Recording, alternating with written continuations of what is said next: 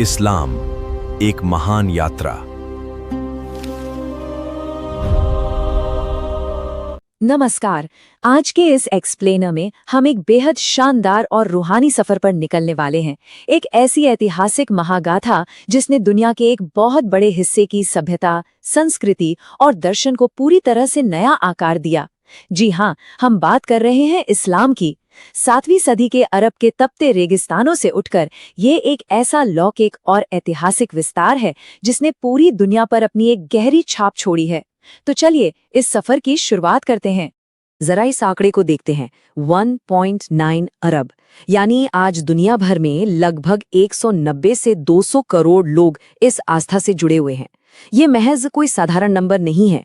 ये हमें बताता है कि 7वीं सदी में अरब के उस प्रायद्वीप से जो एक आवाज उठी थी, उसका आज पूरी दुनिया पर कितना गहरा असर है। आखिर एक छोटे से कबीलाई इलाके से निकलकर एक विशाल वैश्विक सभ्यता बनने के पीछे का असली दर्शन क्या था? इस पूरी ऐतिहासिक यात्रा को गहराई से समझने के लिए हम इसे 5 मुख्य पड़ावों में बांटेंगे। पहला, इस्लाम का मूल यानी एकेश्वरवाद। दूसरा, इस्लाम के 5 स्तंभ। तीसरा, हजरत मोहम्मद और इसकी शुरुआत। चौथा, खलीफा और ऐतिहासिक विस्तार।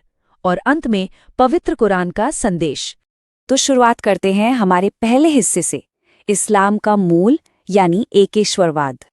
अगर इस पूरे दर्शन और ब्रह्मांडीय सोच को सिर्फ एक शब्द में समेटना हो तो वो शब्द है तौहीद। तौहीद का सीधा सा मतलब है अल्लाह की पूर्ण एकता और अद्वितीयता। ये विशुद्ध एकेश्वरवाद ही इस पूरी आस्था की सबसे मजबूत नींव है। इसके अनुसार उस परम सत्ता का कोई साझीदार नहीं है और वो इंसानी समझ से भी परे है। माना जाता है कि यही वो निरंतर संदेश है जो पहले इंसान आदम से लेकर हर युग में धरती पर भेजा गया। और इस्लाम शब्द का अपने आप में एक बहुत ही गहरा अर्थ है शांति, सुरक्षा और एक ईश्वर के सामने पूरी तरह से समर्पण। ये दर्शन बिल्कुल साफ कर देता है कि जब इंसान अपनी इच्छाओं को किनारे रखकर उस परम सत्ता के सामने खुद को पूरी तरह सौंप देता है, तभी उसे सच्ची आध्यात्मिक शांति मिल सकती है। अब रुख करते हैं दूसरे हिस्से की तरफ, इस्लाम के 5 बुनियादी स्तंभ। इस गहरे ईश्वरीय दर्शन को सिर्फ ख्यालों तक नहीं रखा गया है, बल्कि इसे रोजमर्रा के जीवन में उतारने के लिए सुन्नी इस्लाम में 5 अनिवार्य कर्तव्य या स्तंभ बताए गए हैं। पहला है शहादत, यानी अपनी आस्था की गवाही देना। दूसरा, नमाज, जो दिन में 5 बार पढ़ी जाती है। तीसरा, रोजा, यानी रमजान के महीने में उपवास रखना। चौथा है ज़कात, अपनी संपत्ति का एक तय हिस्सा दान करना। और 5वां है हज, यानी मक्का की पवित्र तीर्थ यात्रा। दरअसल ये सिर्फ कुछ नियम भर नहीं है, ये पूरी एक जीवन शैली का ब्लूप्रिंट है। जैसे नमाज से हर दिन की भक्ति तय होती है, रोजे से साल भर का आत्म अनुशासन आता है, ज़कात के रूप में जो 2.5% का दान दिया जाता है वो समाज के कल्याण को सुनिश्चित करता है, और जीवन का जो सबसे बड़ा आध्यात्मिक चरम बिंदु है वो है हज। ये सारी चीजें मिलकर एक बेहद अनुशासित और दयालु वैश्विक समाज का निर्माण करती हैं। चलिए अब पहुंचते हैं तीसरे पड़ाव पर, हजरत मोहम्मद और इस्लाम की शुरुआत। इतिहास के पन्नों को पलटें तो ये शायद इंसानियत की सबसे तेज और हैरान कर देने वाली घटनाओं में से एक है। 610 ईस्वी में मक्का के पास हिरा नाम की गुफा में हजरत मोहम्मद को पहला ईश्वरीय संदेश मिलता है। इसके बाद 622 ईस्वी में वो मदीना की तरफ प्रवास करते हैं और 632 ईस्वी में उनके निधन तक, सोचिए, अरब के सारे अलग अलग कबीले एकजुट हो जाते हैं। एक अकेली गुफा से शुरू होकर एक पूरी सभ्यता बनने तक का ये सफर महज कुछ ही दशकों में पूरा हो गया। इस पूरी महागाथा में हिजरत यानी 622 ईस्वी में मक्का से मदीना का जो प्रवास था वो सबसे बड़ा टर्निंग पॉइंट है। मदीना में ही ये आस्था सिर्फ एक विश्वास न रहकर एक पूरी सामाजिक, राजनीतिक और कानूनी व्यवस्था में बदल गई। सदियों से बटे हुए अरब कबीले एक हो गए और सबसे खास बात, इसी ऐतिहासिक घटना से इस्लामी कैलेंडर यानी हिजरी संवत की शुरुआत भी होती है। अब बढ़ते हैं अपने चौथे हिस्से की ओर, खलीफाओं का दौर और साम्राज्यों का ऐतिहासिक विस्तार। हजरत मोहम्मद के बाद इस पूरे समुदाय का नेतृत्व करने वालों को खलीफा यानी उत्तराधिकारी कहा गया। सुन्नी मान्यता के अनुसार पहले 4 खलीफाओं अबू बकर, उमर, उस्मान और अली को राशिदन कहा जाता है, 632 से 661 ईस्वी का ये वो दौर था जब इस्लामी साम्राज्य सच में बिजली की रफ्तार से फैला और देखते ही देखते रोमन और फारसी साम्राज्यों के बहुत बड़े हिस्से इसके अधीन हो गए। लेकिन नेतृत्व के इसी सवाल पर इतिहास ने एक नया मोड़ भी लिया। इसे बिल्कुल निष्पक्ष होकर समझें तो सुन्नी दृष्टिकोण का मानना था कि नेतृत्व आपसी सहमति और चुनाव से तय होना चाहिए, जिसके आधार पर अबू बकर पहले खलीफा चुने गए। वहीं शिया दृष्टिकोण का पक्का विश्वास था कि नेतृत्व पैगंबर के ही परिवार से, उनके वंशक्रम से आना चाहिए। इसलिए उन्होंने दामाद अली को असली उत्तराधिकारी माना। यानी ये असल में ऐतिहासिक उत्तराधिकार का मुद्दा था, न कि एक ईश्वरवाद जैसे किसी मूल सिद्धांत का बंटवारा। और ये सभ्यता कैसे महाद्वीपों को पार कर गई, ये कहानी वाकई किसी महाकाव्य जैसी लगती है।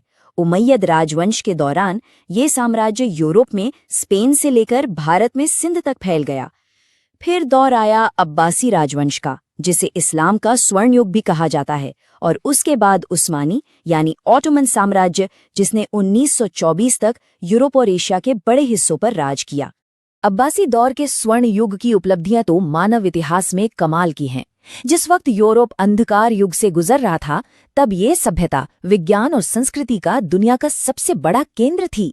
बीजगणित यानी अलजेब्रा में नई खोजें हुई। इब्ने सीना का चिकित्सा विज्ञान तो सदियों तक यूरोप की यूनिवर्सिटियों में पढ़ाया जाता रहा, और अल हज़ेन की ऑप्टिक्स यानी प्रकाशिकी ने विज्ञान की दिशा ही बदल दी। अंत में हम आ पहुंचे हैं अपने 5वें और आखिरी हिस्से पर, पवित्र कुरान का संदेश। ला इलाहा इल्लल्लाहु मुहम्मदुर रसूलुल्लाह, अल्लाह के सिवा कोई माबूद नहीं और मोहम्मद उसके रसूल हैं। सदियों के इतने बड़े ऐतिहासिक विस्तार, राजनीतिक उथल-पुथल और साम्राज्यों के बनने मिटने के बाद भी ये शहादत ही वो लंगर है जिसने आज भी 1.9 अरब लोगों को एक अटूट धागे में बांध कर रखा है। तो इस तरह कुरान सिर्फ एक किताब भर नहीं रह जाती। इस पवित्र ग्रंथ के हर मानने वाले पर इसके 5 अधिकार बताए गए हैं। पहला है ईमान यानी पूरा विश्वास। दूसरा है तिलावत यानी इसे लगातार पढ़ना। तीसरा, इसे गहराई से समझना। चौथा है अमल यानी इसके नियमों को अपनी जिंदगी में उतारना। और 5वां है इसके संदेश को दूसरों तक पहुंचाना। कुल मिलाकर ये एक मुकम्मल और व्यवहारिक जीवन शैली का कोड है। तो अपनी इस महाकाव्य जैसी यात्रा के बिल्कुल आखिर में एक बड़ा और गहरा सवाल हम सबके सामने आता है। एक परम शक्ति पर अटूट विश्वास, अनुशासन के 5 मजबूत स्तंभ, एक रेगिस्तान से उठी आवाज और महाद्वीपों को छू लेने वाला विशाल साम्राज्य। इस 1400 साल के लंबे इतिहास और दर्शन ने आज के हमारे इस आधुनिक वैश्विक समाज को कैसे आकार दिया है। विज्ञान से लेकर संस्कृति और कानून से लेकर समाज तक इसका प्रभाव हर तरफ महसूस किया जा सकता है। इतिहास की इस गूंज को अगर हम गहराई से समझे तो शायद आज की दुनिया को देखने का हमारा नजरिया ही बदल जाए। नमस्कार, इतिहास के हमारे इस नए एक्सप्लेनर सत्र में आप सभी का स्वागत है। आज हम भारतीय उपमहाद्वीप की कुछ बहुत ही उलझी हुई ऐतिहासिक कहानियों की पढ़ते खोलने वाले हैं। हम अतीत के उन पन्नों को पलटेंगे जिन पर अक्सर हमारा ध्यान नहीं जाता, और उन दावों का विश्लेषण करेंगे जो आज के समय में बहुत आम हो चुके हैं। अब इस चर्चा की गहराई में जाने से पहले जरा एक पल के लिए रुकिए और सोचिए। हम अक्सर सुनते हैं ना कि मध्यकालीन भारत में बस लगातार धार्मिक युद्ध होते रहे, लेकिन क्या ये सीधी सादी लगने वाली कहानियां वाकई उस दौर की जटिल राजनीतिक और सांस्कृतिक सच्चाई को बयां करती हैं, या फिर सच्चाई इससे कहीं ज्यादा गहरी है? तो आज के हमारे इस सिलेबस में हम मुख्य रूप से 5 अहम पड़ावों से गुजरेंगे। हम शुरुआत करेंगे मंदिर विध्वंस के पीछे की असली राजनीति से, फिर देखेंगे शाही संरक्षण के सबूत, और आखिर में बात करेंगे मुगल राजकुमार दारा शिकोह के उस शानदार दार्शनिक समन्वय की जिसने 2 अलग-अलग धर्मों के बीच एक कमाल का पुल बनाया था। पहला भाग, मिथक और ऐतिहासिक साक्ष्य। आइए सबसे पहले कुछ बुनियादी बातें साफ कर लेते हैं कि हमारे ऐतिहासिक ग्रंथ असल में इन घटनाओं को कैसे दर्ज करते हैं। अगर हम आज के आम मिथकों को देखें और उनकी तुलना सीधे इतिहास के पन्नों से करें तो एक बहुत बड़ा फासला नजर आता है। इतिहास हमें बताता है कि मंदिरों को निशाना बनाना महज कोई धार्मिक नफरत का नतीजा नहीं था, बल्कि सच तो यह है कि ये एक बहुत ही सोची समझी राजनीतिक चाल हुआ करती थी। ये दुनिया को ये बताने का एक स्थापित तरीका था कि अब संप्रभुता यानी सत्ता किसके हाथ में है। जैसे कि अगर हम अलमरजान रिसर्च जर्नल के इस बेहतरीन अकादमिक विश्लेषण को ही ले लें तो ये साफ हो जाता है कि अगर हमारा ध्यान सिर्फ और सिर्फ तोड़फोड़ पर अटका रहेगा तो हम उस दौर के आपसी रिश्तों और व्यापक ऐतिहासिक बातचीत की एक बहुत ही अधूरी तस्वीर देख पाएंगे। पूरी पिक्चर तो काफी अलग है। अब आते हैं दूसरे भाग पर, मंदिर विध्वंस की राजनीति। इस पूरी कश्मकश को समझने के लिए हमें इस्लामी शासन के आने से बहुत पहले के दौर में जाना होगा। आप शायद हैरान होंगे ये जानकर कि मुस्लिम शासकों के आने से बहुत पहले से ही स्थानीय हिंदू शासकों के बीच अपने राजनीतिक दुश्मनों के मंदिरों को लूटना और तोड़ना एक आम बात थी। उदाहरण के तौर पर 642 ईस्वी में पल्लव राजा नरसिंहवर्मन प्रथम ने चालुक्य मंदिरों को लूटा था। वहीं 11वीं सदी में कश्मीर के राजा हर्षदेव ने तो अपने राज्य का आर्थिक संकट दूर करने के लिए ही मंदिरों की संपत्ति लूट ली थी, जिसके चलते उन्हें तुरुष्क तक कह दिया गया। और उसी दौर में चोल राजा राजाधिराज ने भी हराए गए राज्यों की राजधानियों में मंदिरों को नष्ट किया था। तो इसका सीधा सा मतलब क्या निकला?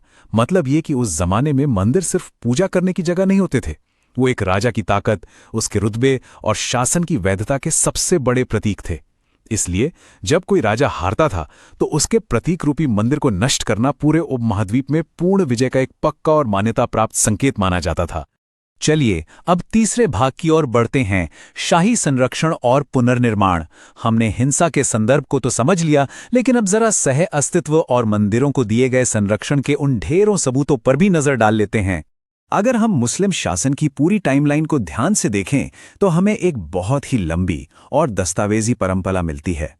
8वीं सदी में मोहम्मद बिन कासिम द्वारा सिंध में मंदिरों के पुनर्निर्माण की अनुमति देने से लेकर 14वीं सदी में सुल्तान फिरोज शाह तुगलक के अनुदानों तक, और फिर 16वीं सदी में अकबर का समर्थन, यहां तक कि 17वीं सदी में औरंगजेब द्वारा भी चुनिंदा हिंदू मंदिरों को अनुदान देने के पक्के सबूत मौजूद हैं।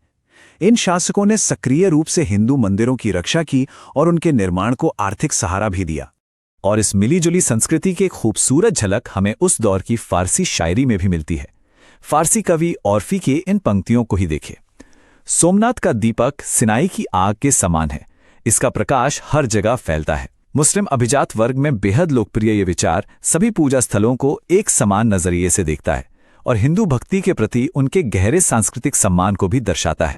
अब हम पहुंचते हैं अपने चौथे भाग पर, दारा-शिकोह का आध्यात्मिक समन्वय। यहां से हमारी कहानी सांस्कृतिक तालमेल के एक बहुत ही दिलचस्प मुकाम पर आती है।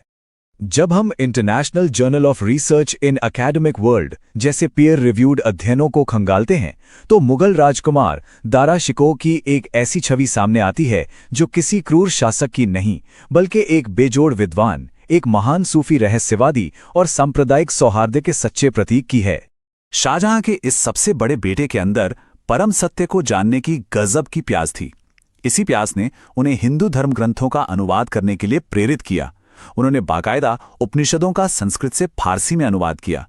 वो ऋग्वेद और कुरान दोनों में एकेश्वरवाद यानी ईश्वर एक है के सिद्धांत की खोज कर रहे थे। यही नहीं, 1640 और 1641 के दौरान उन्होंने बाइबल का भी बहुत गहराई से अध्ययन किया था। और इस समन्वय कोई रातों रात नहीं हुआ था। 1582 में सम्राट अकबर ने दीन इलाही के जरिए विभिन्न धर्मों को एक साथ लाने की जो नींव रखी थी, दारा-शिकोह ने 1655 में उसे एक कदम और आगे बढ़ाया। उन्होंने अपना पूरा ध्यान इस्लामी सूफीवाद और हिंदू वेदांत के बीच मौजूद गहरी दार्शनिक समानताओं पर लगाया। और अब हमारा आखिरी और पांचवा भाग, दो महासागरों का मिलन। यहां हम दारा-शिकोह के उस सबसे महान काम पर चर्चा करेंगे जो तुलनात्मक धर्म के इतिहास में एक मील का पत्थर है। हम बात कर रहे हैं मजमा उल बहरीन की। ये एक फारसी वाक्यांश है जिसका मतलब होता है दो महासागरों का मिलन। पवित्र कुरान की सूरा अल कहफ से लिया गया ये नाम कोई साधारण शीर्षक नहीं था, बल्कि ये इस्लाम और हिंदू धर्म के संगम को दर्शाने वाला एक बेहद शक्तिशाली रूपक था। इस किताब ने उस वक्त की भाषाई सरहदों को पूरी तरह से मिटा कर रख दिया। सोचिए, एक ऐसा ग्रंथ जिसने फारसी और संस्कृत जैसी दो अलग अलग दुनियाओं को जोड़ दिया। इसे हिंदी में समुद्र संगम ग्रंथ, उर्दू में नूर आइन और अंग्रेजी में the mingling of the two oceans के नाम से जाना जाता है।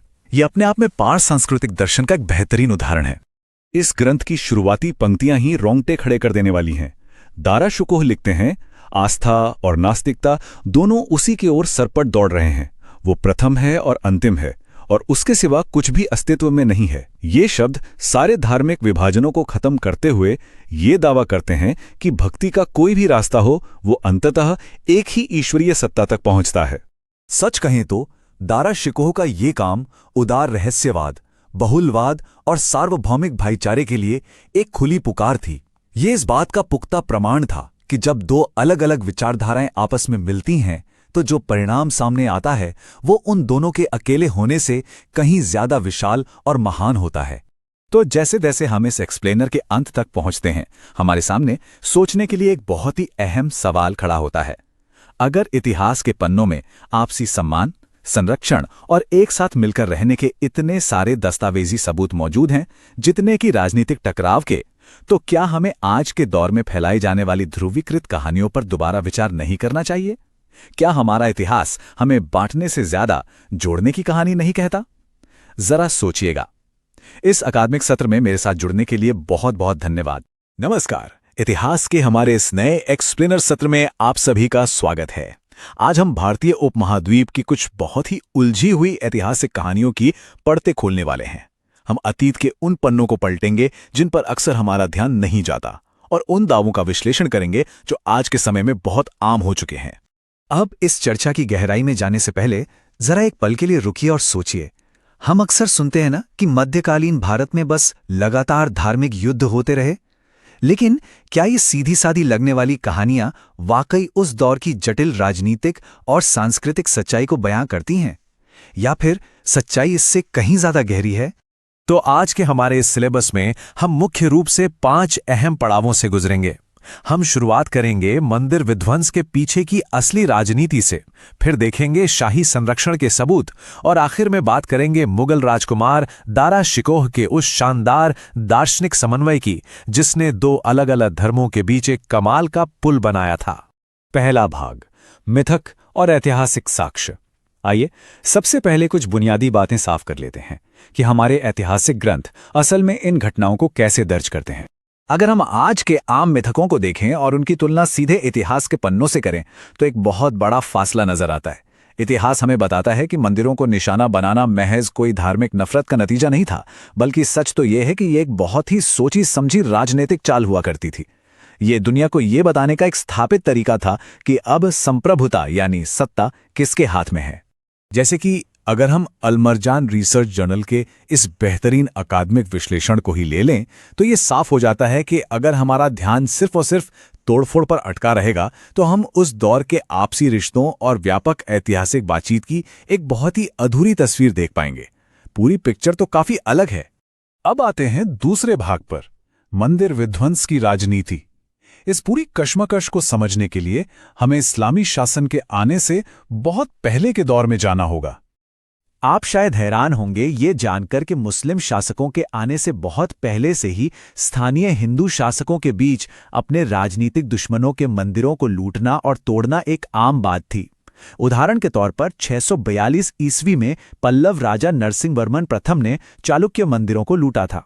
वहीं 11वीं सदी में कश्मीर के राजा हर्षदेव ने तो अपने राज्य का आर्थिक संकट दूर करने के लिए ही मंदिरों की संपत्ति लूट ली थी, जिसके चलते उन्हें तुरुष्क तक कह दिया गया। और उसी दौर में चोल राजा राजाधिराज ने भी हराए गए राज्यों की राजधानियों में मंदिरों को नष्ट किया था। तो इसका सीधा सा मतलब क्या निकला? मतलब ये कि उस जमाने में मंदिर सिर्फ पूजा करने की जगह नहीं होते थे, वो एक राजा की ताकत, उसके रुतबे और शासन की वैधता के सबसे बड़े प्रतीक थे। इसलिए जब कोई राजा हारता था तो उसके प्रतीक रूपी मंदिर को नष्ट करना पूरे उपमहाद्वीप में पूर्ण विजय का एक पक्का और मान्यता प्राप्त संकेत माना जाता था। चलिए अब तीसरे भाग की ओर बढ़ते हैं, शाही संरक्षण और पुनर्निर्माण। हमने हिंसा के संदर्भ को तो समझ लिया, लेकिन अब जरा सह अस्तित्व और मंदिरों को दिए गए संरक्षण के उन ढेरों सबूतों पर भी नजर डाल लेते हैं। अगर हम मुस्लिम शासन की पूरी टाइमलाइन को ध्यान से देखें तो हमें एक बहुत ही लंबी और दस्तावेजी परंपरा मिलती है। 8वीं सदी में मोहम्मद बिन कासिम द्वारा सिंध में मंदिरों के पुनर्निर्माण की अनुमति देने से लेकर 14वीं सदी में सुल्तान फिरोज शाह तुगलक के अनुदानों तक, और फिर 16वीं सदी में अकबर का समर्थन, यहां तक कि 17वीं सदी में औरंगजेब द्वारा भी चुनिंदा हिंदू मंदिरों को अनुदान देने के पक्के सबूत मौजूद हैं। इन शासकों ने सक्रिय रूप से हिंदू मंदिरों की रक्षा की और उनके निर्माण को आर्थिक सहारा भी दिया। और इस मिलीजुली संस्कृति की एक खूबसूरत झलक हमें उस दौर की फारसी शायरी में भी मिलती है। फारसी कवि औरफी की इन पंक्तियों को ही देखिए। सोमनाथ का दीपक सिनाई की आग के समान है, इसका प्रकाश हर जगह फैलता है। मुस्लिम अभिजात वर्ग में बेहद लोकप्रिय ये विचार सभी पूजा स्थलों को एक समान नजरिए से देखता है और हिंदू भक्ति के प्रति उनके गहरे सांस्कृतिक सम्मान को भी दर्शाता है। अब हम पहुंचते हैं अपने चौथे भाग पर, दारा शिकोह का आध्यात्मिक समन्वय। यहां से हमारी कहानी सांस्कृतिक तालमेल के एक बहुत ही दिलचस्प मुकाम पर आती है। जब हम international journal of research in academic world जैसे पीयर रिव्यूड अध्ययनों को खंगालते हैं तो मुगल राजकुमार दारा शिकोह की एक ऐसी छवि सामने आती है जो किसी क्रूर शासक की नहीं बल्कि एक बेजोड़ विद्वान, एक महान सूफी रहस्यवादी और सांप्रदायिक सौहार्द के सच्चे प्रतीक की है। शाहजहां के इस सबसे बड़े बेटे के अंदर परम सत्य को जानने की गजब की प्यास थी। इसी प्यास ने उन्हें हिंदू धर्म ग्रंथों का अनुवाद करने के लिए प्रेरित किया। उन्होंने बाकायदा उपनिषदों का संस्कृत से फारसी में अनुवाद किया। वो ऋग्वेद और कुरान दोनों में एकेश्वरवाद यानी ईश्वर एक है के सिद्धांत की खोज कर रहे थे। यही नहीं, 1640 और 1641 के दौरान उन्होंने बाइबल का भी बहुत गहराई से अध्ययन किया था। और इस समन्वय कोई रातों रात नहीं हुआ था। 1582 में सम्राट अकबर ने दीन इलाही के जरिए विभिन्न धर्मों को एक साथ लाने की जो नींव रखी थी, दारा शिकोह ने 1655 में उसे एक कदम और आगे बढ़ाया। उन्होंने अपना पूरा ध्यान इस्लामी सूफीवाद और हिंदू वेदांत के बीच मौजूद गहरी दार्शनिक समानताओं पर लगाया। और अब हमारा आखिरी और पांचवा भाग, दो महासागरों का मिलन। यहां हम दारा शिकोह के उस सबसे महान काम पर चर्चा करेंगे जो तुलनात्मक धर्म के इतिहास में एक मील का पत्थर है। हम बात कर रहे हैं मजमा उल बहरीन की। ये एक फारसी वाक्यांश है जिसका मतलब होता है दो महासागरों का मिलन। पवित्र कुरान की सूरा अल कहफ से लिया गया ये नाम कोई साधारण शीर्षक नहीं था, बल्कि ये इस्लाम और हिंदू धर्म के संगम को दर्शाने वाला एक बेहद शक्तिशाली रूपक था। इस किताब ने उस वक्त की भाषाई सरहदों को पूरी तरह से मिटा कर रख दिया।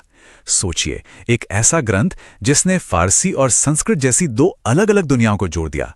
इसे हिंदी में समुद्र संगम ग्रंथ, उर्दू में नूर ए आइन और अंग्रेजी में the mingling of the two oceans के नाम से जाना जाता है। यह अपने आप में पारस सांस्कृतिक दर्शन का एक बेहतरीन उदाहरण है। इस ग्रंथ की शुरुआती पंक्तियां ही रोंगटे खड़े कर देने वाली हैं।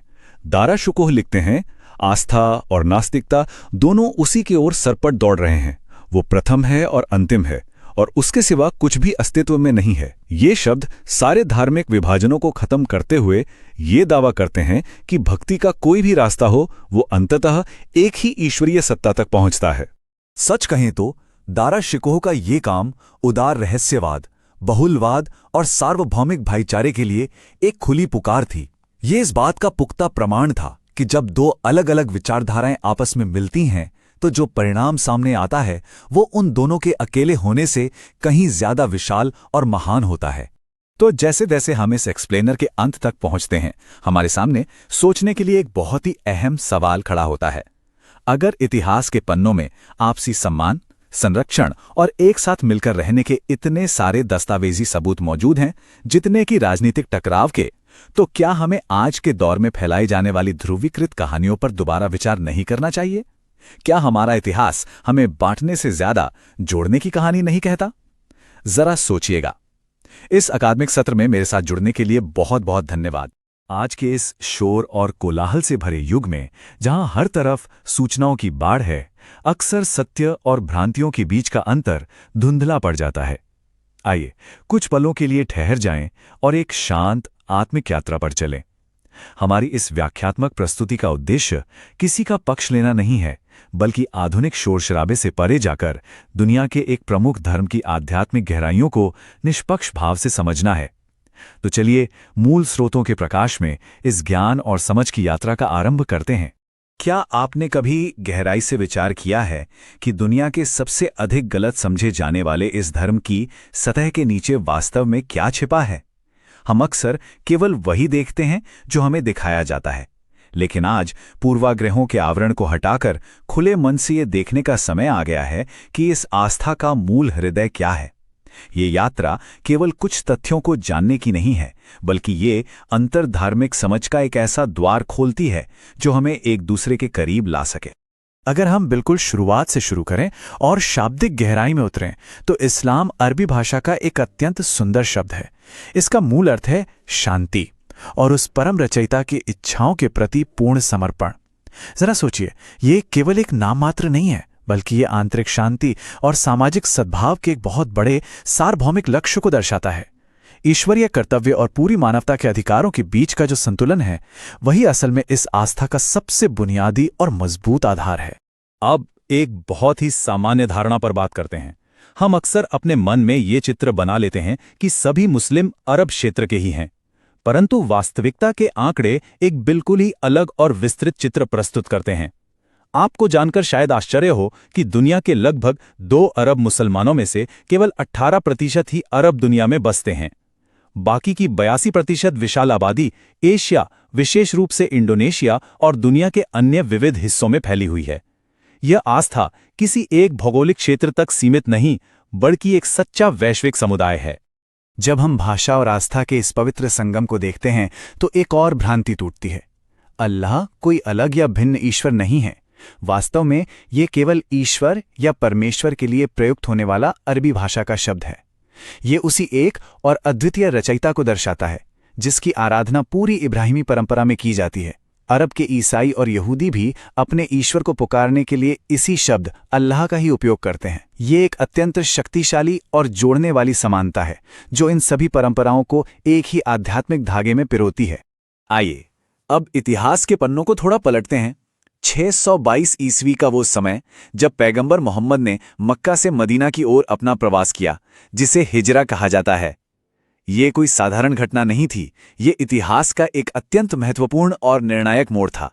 इसी ऐतिहासिक क्षण से इस्लामी कैलेंडर का आरंभ हुआ।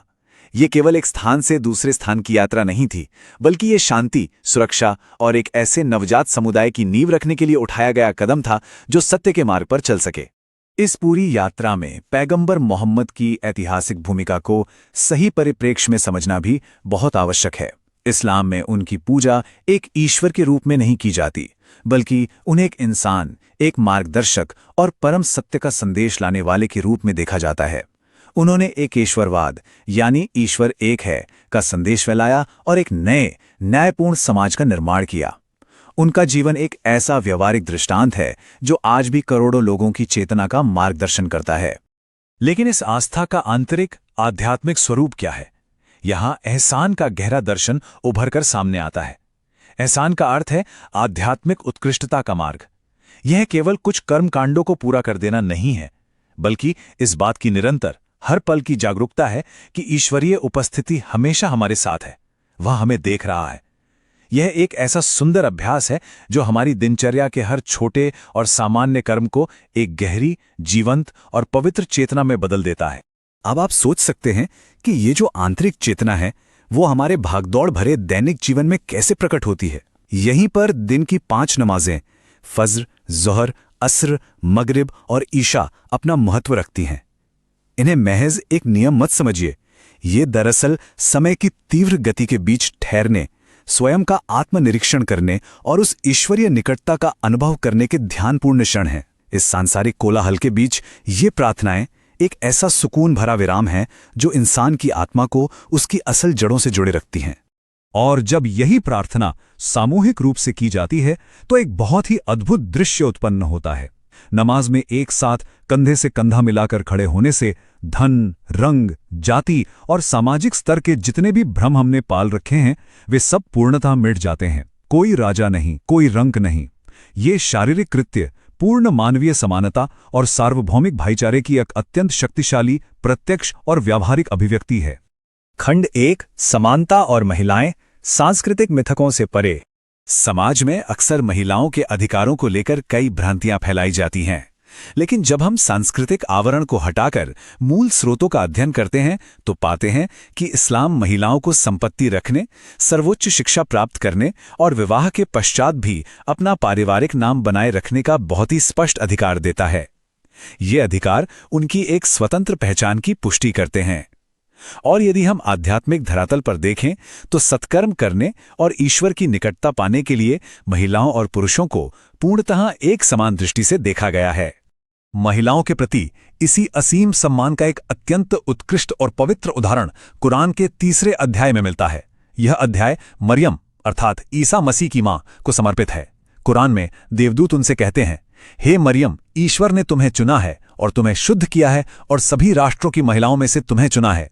जरा सोचिए, यह अंतर्धार्मिक आदर का कितना गहरा प्रतीक है कि एक अन्य धर्म की प्रमुख हस्ती को यहां इतना अत्यंत पवित्र और सर्वोच्च स्थान दिया गया है। चलिए अब एक ऐसे शब्द पर विचार करते हैं जिसे आधुनिक युग में संभवतः सबसे अधिक गलत समझा गया है, और वो शब्द है जिहाद। राजनीतिक शोर और मीडिया की सुर्खियों से परे जाकर अगर हम इसका वास्तविक अरबी शाब्दिक अर्थ देखें तो इसका अर्थ केवल प्रयास करना या संघर्ष करना है। इसका असली अर्थ किसी भी श्रेष्ठ कार्य के लिए किया जाने वाला गहरा व्यक्तिगत, मानसिक और आत्मिक संघर्ष है। मूल शिक्षाओं में इस संघर्ष को बहुत ही स्पष्ट रूप से 2 स्वरूपों में बांटा गया है। पहला है बड़ा जिहाद। यह व्यक्ति के अपने ही अहंकार, अपने ही अवगुणों के विरुद्ध एक आंतरिक आध्यात्मिक संघर्ष है, जो आत्मसुधार की एक जीवन भर चलने वाली निरंतर साधना है। इसके विपरीत छोटा जिहाद बाहरी संघर्ष है, जो केवल और केवल रक्षात्मक उद्देश्यों के लिए और अत्यंत कड़े नियमों के अधीन ही मान्य है। और सबसे महत्वपूर्ण बात, इसमें किसी भी निर्दोष को हानि पहुंचाना या अन्याय करना पूर्णतः और स्पष्ट रूप से वर्जित है। खंड 2, सहिष्णुता की विरासत, करुणा के माध्यम से आस्था। हमारे समाज में ये एक बहुत ही प्रचलित मिथक है कि इस धर्म का प्रसार केवल तलवार के बल पर हुआ, परंतु जब हम सीधे मूल ग्रंथों की ओर मुड़ते हैं तो वे एक सर्वथा भिन्न और शांत सत्य प्रस्तुत करते हैं। कुरान का 2 अध्याय बहुत ही स्पष्ट शब्दों में उद्घोष करता है, धर्म में कोई जबरदस्ती नहीं है। आस्था के प्रसार के लिए किसी भी प्रकार के बल प्रयोग का यहां पूर्ण निषेध किया गया है, जो एक इंसान के विश्वास और चुनने की पूर्ण स्वतंत्रता की रक्षा करता है। और यह सहिष्णुता केवल पन्नों तक सीमित नहीं रही। इतिहास में इसके जीवंत प्रमाण मिलते हैं। 634 ईस्वी की उस ऐतिहासिक घटना को याद कीजिए जब खलीफा उमर ने यरूशलेम में प्रवेश किया था। विजेता होने के बावजूद उन्होंने नगर के सभी धार्मिक समुदायों को अपनी अपनी पूजा की पूर्ण स्वतंत्रता प्रदान की। उन्होंने यह सुनिश्चित किया कि ईसाइयों और यहूदियों के पवित्र स्थानों की हर हाल में रक्षा की जाएगी। यह शांतिपूर्ण सह अस्तित्व का एक अत्यंत शक्तिशाली और ऐतिहासिक प्रकाश स्तंभ है, जो आज भी हमारा मार्गदर्शन कर सकता है। उस काल का जो व्यावहारिक कानूनी ढांचा था वो भी विशेष रूप से विचारणीय है। इस्लामी कानून के अंतर्गत अल्पसंख्यक धर्मों को केवल जीवित रहने का ही नहीं बल्कि सम्मान से जीने का अधिकार था। उन्हें अपनी पूजा की स्वतंत्रता, जीवन और संपत्ति की पूरी सुरक्षा और यहाँ तक कि अपने समुदाय के मामलों को सुलझाने के लिए स्वतंत्र पारिवारिक अदालतें स्थापित करने का विशेषाधिकार प्राप्त था। ये एक ऐसा समावेशी ढांचा था जो सभी समुदायों को अपनी मान्यताओं के साथ फलने फूलने का पूरा अवसर देता था। हमारी ये खोजपूर्ण और आत्मिक यात्रा अब अपने विश्राम की ओर है। अब समय है एक गहरे आत्ममंथन का। जरा सोचिए, यदि इस दर्शन का मूल वास्तव में शांति, ध्यान, करुणा और समानता है, जैसा कि हमने आज मूल स्रोतों के माध्यम से देखा, तो इन सच्चाइयों को खुले मन से अपनाने से हमारा साझा मानवीय भविष्य कैसे बदल सकता है। जब हमारे बीच से भ्रांतियों के आवरण पूरी तरह हट जाते हैं तो हमें एहसास होता है कि दुनिया की सभी आस्थाओं में अंततः एक ही सार्वभौमिक भाईचारे और प्रेम की गूंज सुनाई देती है। इस विचार के साथ मैं आपको इस शांति और चिंतन के साथ छोड़ता हूं।